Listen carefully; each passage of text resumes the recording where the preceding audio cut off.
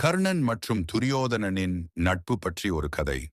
கர்ணன் மற்றும் துரியோதனனின் மனைவி இருவரும் சொக்கட்டான் விளையாடி கேண்டிருக்கின்ற போது, கர்ணன் ஆட்டத்தில் வெற்றி பெறும்போது, அந்த நேரம் கர்ணனின் பின்னால் துரியோதன் வந்து கொண்டிருந்த போது, அதை கண்ட பானுமதி எழ முயல, அதை அறியாத கர்ணன் அவள் ஆட்டத்தில் தோற்பதால் விலகுவதாய் நினைத்து, எங்கே போகிறாய் என்று அவளை இழுத்து உட்கார வைக்க முயல, அவன் கை அவள் இடையில் இருக்கும் மணிமேகலையில் பட்டு முத்து அருந்து கூடம் எங்கும் சிதறுகிறது.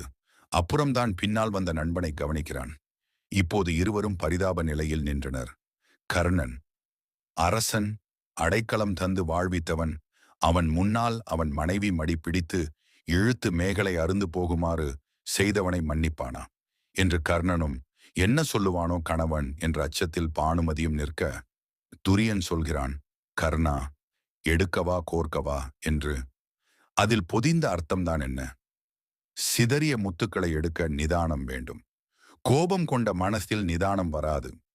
எடுக்கும் போதே முத்து வழுக்கும், அதனால் கோபம் அதிகமாகும். கோபத்தை வெகுவாக அடக்கி அதை எடுத்த பின்னாலும் மனதில் சற்றேனும் சலனம் இருப்பதாய் நீங்கள் நினைத்தால், எடுத்த அந்த முத்தை கோர்ப்பேன். சலனம் அடைந்த மனதால் அந்த நுண்ணிய செயல் செய்ய இயலாது. நண்பனே, என் சகியே, சொல்லுங்கள், எடுக்கட்டுமா கோர்க்கட்டுமா என்று.